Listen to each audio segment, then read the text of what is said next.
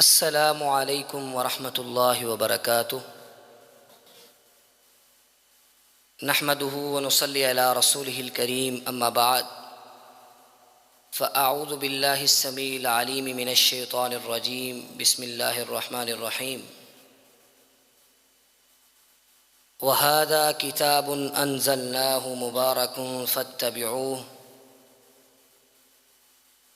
سامعین گرامی،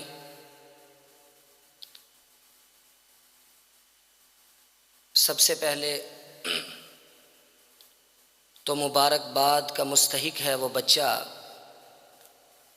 زین ارشد اس کا نام ہے، کہ جس نے محنت کر کے، کوشش کر کے، لگن کے ساتھ اللہ کی کلام کو اپنے سینے میں محفوظ کیا ہے، قرآن پاک کو یاد کیا ہے۔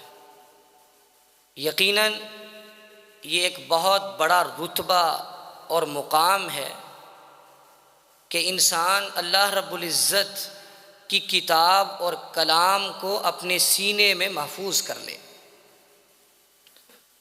اور اس کے بعد مبارکباد کے مستحق ہیں اس بچے کے والدین کہ جنہوں نے اپنے بچے کے لیے اس دین کی راہ کا انتخاب کیا، اس کو موقع فراہم کیا، اور جن کی لگن اور جن کی سرپرستی کی وجہ سے اس بچے نے اللہ کی کلام کو یاد کیا۔ اور اس کے بعد مبارکباد کے مستحق ہیں اساتذہ کرام کہ جن کی محنت کے ساتھ، جن کے وقت کے ساتھ، جن کی کوشش کے ساتھ اور جن کی بڑی ہی کڑی توجہ کے ساتھ بچہ اس مرحلے کو پار کرتا ہے۔ اس کے بعد اس ادارے کے معاونین، منتظمین، اللہ رب العزت ان کے گھروں میں بھی اپنے برکتوں کا نزول فرمائے کہ جن کے تعاون کے ساتھ یہ ادارہ چل رہا ہے، اور اس ادارے میں بڑے بڑے خیر کے کاموں کو سر انجام دیا جا رہا ہے۔ قرآن پڑھنا اور پڑھانا، سیکھنا اور سکھانا کتنا ہی عظیم عمل ہے۔ آپ نے نبی علیہ الصلوۃ والسلام کی وہ حدیث تو سن رکھی ہے، خیرکم من تعلم القرآن وعلمہ، صحیح بخاری کے اندر موجود ہے، اور اس حدیث کو جو بیان کرنے والے تابعی ہیں ان کا نام ہے ابو عبد الرحمن۔ ان کے بارے میں آتا ہے کہ انہوں نے حضرت عثمان رضی اللہ تعالی عنہ کے زمانہ خلافت سے لے کر حجاج بن یوسف کے دور تک کوفہ کی مسجد میں بیٹھ کر صرف قرآن پاک کی تعلیم دی ہی، کوئی اور کام نہیں کیا۔ اور یہ عرصہ اگر حضرت عثمان کے زمانہ خلافت کی ابتدا سے لے کر حجاج بن یوسف کے زمانے کے اختتام تک کا عرصہ شمار کیا جائے تو یہ 3 مہینے کم 72 سال کا عرصہ بنتا ہے، کم و بیش 60 سال کا عرصہ انہوں نے ایک مسجد میں بیٹھ کر صرف رب کے قرآن کی تعلیم دی ہے، کوئی اور کام نہیں کیا۔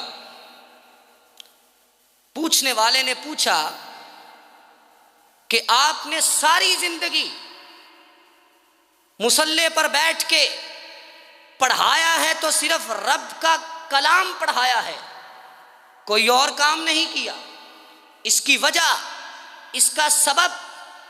اور انہوں نے کہا وَذَاكَ الَّذِي أَقْعَدَنِي مَقْعَدِي هَذَا، کہ ایک حدیث ہے جس حدیث نے مجھے ساری زندگی ایک جگہ پر بیٹھ کر قرآن پڑھانے کی طرف راغب کیا ہے، اور وہ حدیث یہ ہے خیرکم من تعلم القرآن وعلمہ، کہ اللہ کے نبی نے ضمانت دی ہے بہترین ہے وہ جو قرآن پڑھتا ہے، سیکھتا ہے، سکھاتا ہے۔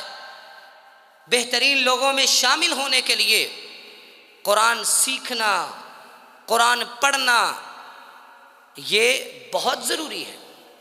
انہوں نے بہترین بننے کے لیے ساری عمر قرآن ہی پڑھا ہے، قرآن ہی پڑھایا ہے، قرآن ہی سیکھا ہے، قرآن ہی سکھایا ہے۔ اور اللہ کے پیغمبر علیہ الصلاۃ والسلام نے قرآن زیادہ یاد کرنے والے کو خود عزت اور احترام دیا ہے۔ جب احد کے موقع پر کثیر تعداد میں صحابہ شہید ہوئے، اللہ کے پیغمبر علیہ الصلاۃ والسلام نے یجمع بین الرجلین من قتل احد فی ثوب واحد، اللہ کے پیغمبر علیہ الصلاۃ والسلام نے دو صحابہ کو ایک ہی کفن میں لپیٹ کر ایک ہی قبر میں دفن کیا، اور جب دفن کرنے لگتے پوچھتے ایہم اکثر اخذا للقرآن، اے میرے صحابہ ان دو میں سے قرآن کس کو زیادہ آتا تھا؟ فَإِذَا أُشِيرَ إِلَىٰ أَحَدِهِمَا، جب ایک کی طرف اشارہ کیا جاتا کہ اس کو قرآن زیادہ یاد تھا، قدمہ فی اللحد، اللہ کے پیغمبر اسے قبر میں پہلے اتارتے اور فرماتے انا شہید علی ہؤلاء، قیامت کے دن میں ان لوگوں کا گواہ ہوں گا۔ اللہ کے پیغمبر علیہ الصلاۃ والسلام کے ایک صحابی فوت ہو گئے، آپ نے رو رو کر جنازہ پڑھایا، اور اللہ کے پیغمبر علیہ الصلاۃ والسلام نے اس صحابی کے لیے دعائیں کی، فرمایا رحمک اللہ ان کنت لأواہا تلاء للقرآن، اے میرے صحابی اللہ تجھ پر رحمت کرے کیونکہ تو قرآن بڑا پڑھا کرتا تھا، قرآن کی تلاوت کثرت کے ساتھ کیا کرتا تھا۔ تو یاد رکھیں قرآن پاک کو سیکھنا، قرآن پاک کو پڑھنا اور اس کو سیکھنا یہ بہت ہی عزت دار لوگوں کا کام ہے، اور جو بندہ اس کو پڑھتا ہے وہ عزت دار لوگوں میں شامل ہو جاتا ہے۔ رہی بات دنیا کے مال و دولت کی، تو اللہ کے پیغمبر علیہ الصلاۃ والسلام نے صحابہ سے مخاطب ہو کر فرمایا تم میں سے کون سا ایسا بندہ ہے جو پسند کرتا ہے کہ صبح کے وقت جائے وادی بطحان میں اور وہاں سے 2 اونٹنیاں لے کے آئے، بغیر لڑائی کے، بغیر جھگڑے کے، بغیر قطع رحمی کے؟ صحابہ نے کہا اللہ کے پیغمبر ہم میں سے ہر کوئی پسند کرتا ہے۔ تو آپ نے فرمایا افلا یغدو احدکم الی المسجد فیعلم او یقرأ آیتین من کتاب اللہ خیر لہ من ناقتین وثلاث خیر لہ من ثلاث واربع خیر لہ من اربع، فرمایا پھر صبح کے وقت مسجد میں جایا کرو، جا کے 2 قرآن پاک کی 2 آیات سیکھ کے آ جاؤ، وہ 2 اونٹنیوں سے بہتر ہے۔ 3 سیکھو گے تو 3 اونٹنیوں سے بہتر ہے، 4 آیات سیکھو گے تو 4 اونٹنیوں سے بہتر ہے۔ جتنی آیات سیکھ کے آؤ گے اتنی اونٹنیوں سے بہتر ہوں گی۔ اللہ کے پیغمبر نے قرآن پاک کی تلاوت کرنے کو یاد رکھے، قرآن پاک کو حفظ کر لینا یہ بھی بہت بڑا مقام ہے، لیکن حفظ کرنے کے بعد اس پر عمل کرنا، اس پر غور و فکر کرنا اور اس کی تلاوت کو اپنی زندگی کا معمول بنا لینا یہ بہت اہم معاملہ ہے۔ اللہ کے پیغمبر علیہ الصلاۃ والسلام نے فرمایا من قام بعشر آیات لم یکتب من الغافلین ومن قام بمئة آیہ کتب له من القانتین من قام بألف آیہ کتب من المقنطرین۔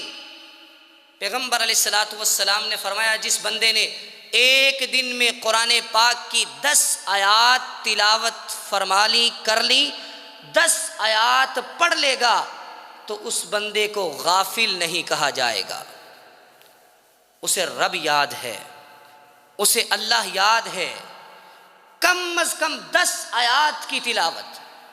اور فرمایا جس نے 100 آیات ایک دن میں پڑھ لی اس بندے کو مطیع اور فرما بردار لکھ دیا جائے گا۔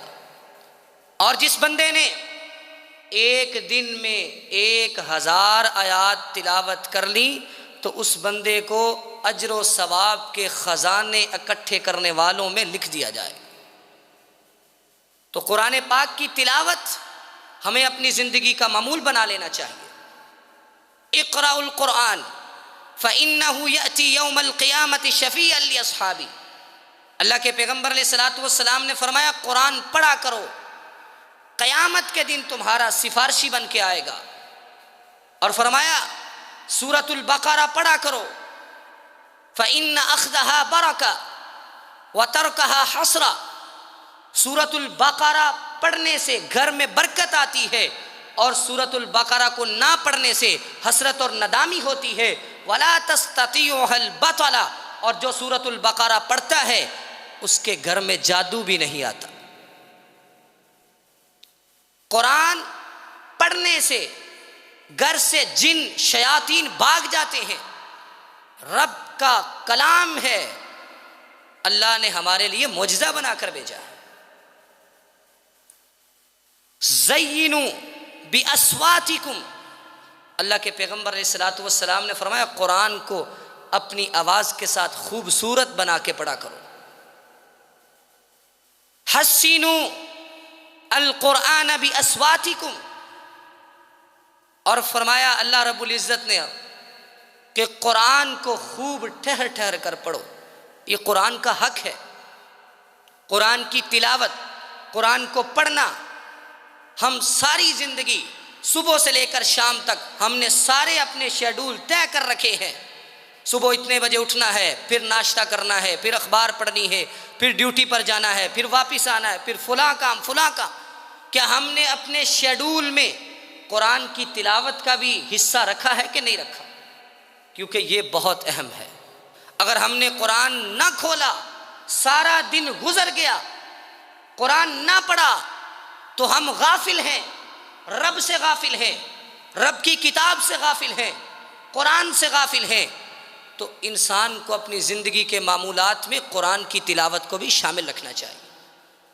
اور قرآن پڑھنے کے بعد، تلاوت کے بعد قرآن کو سمجھنا اور سیکھنا، یہ بھی بہت اہم کام ہے۔ اللہ سے دعا ہے کہ اللہ رب العزت اس بچے کو قرآن پاک کے حفظ کے ساتھ ساتھ عالم دین بھی بنائے، قرآن پاک کے معانی اور مفاہیم کو سمجھنے کی اور قرآن پاک کے بقیہ علوم جو ہیں ان پر گرفت حاصل کرنے کی توفیق عطا فرمائے۔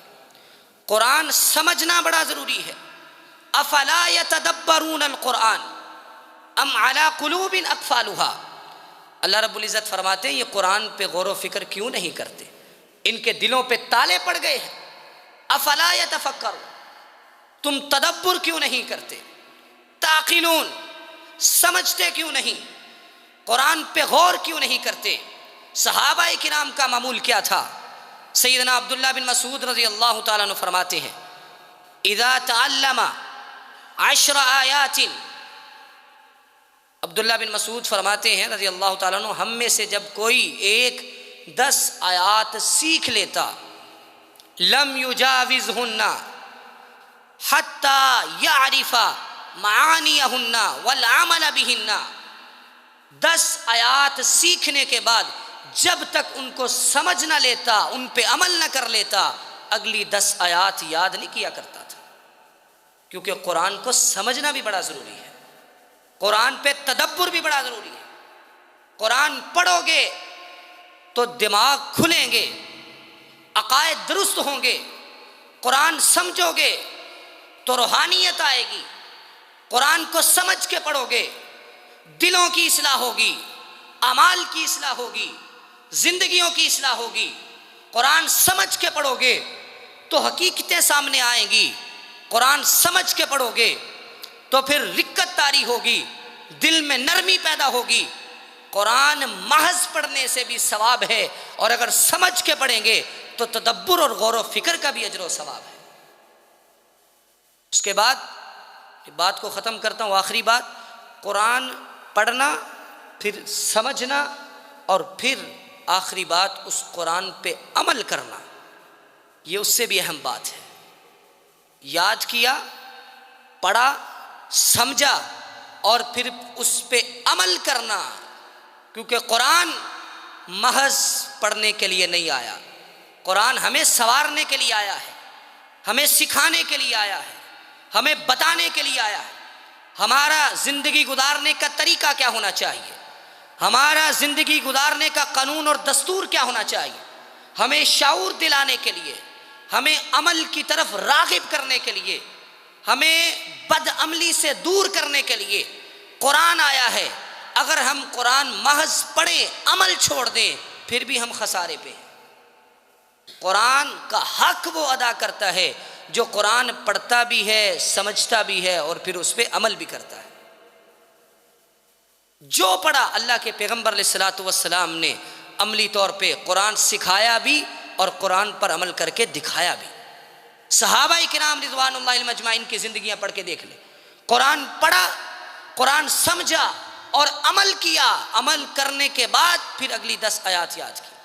اس لیے ہمیں بھی اپنی زندگی میں قرآن جیسی نعمت کو شامل کرنا چاہیے، اس کی تلاوت، پھر اس کے بعد تدبر، غور و فکر، پھر اس کے بعد قرآن کے احکام پر عمل۔ اللہ سے دعا ہے کہ اللہ تعالی ہمیں قرآن پاک کو سمجھ کر پڑھنے کی اور پھر اس پڑھے ہوئے پر عمل کرنے کی توفیق عطا فرمائے۔ وآخر دعوایا ان الحمد للہ رب العالمین۔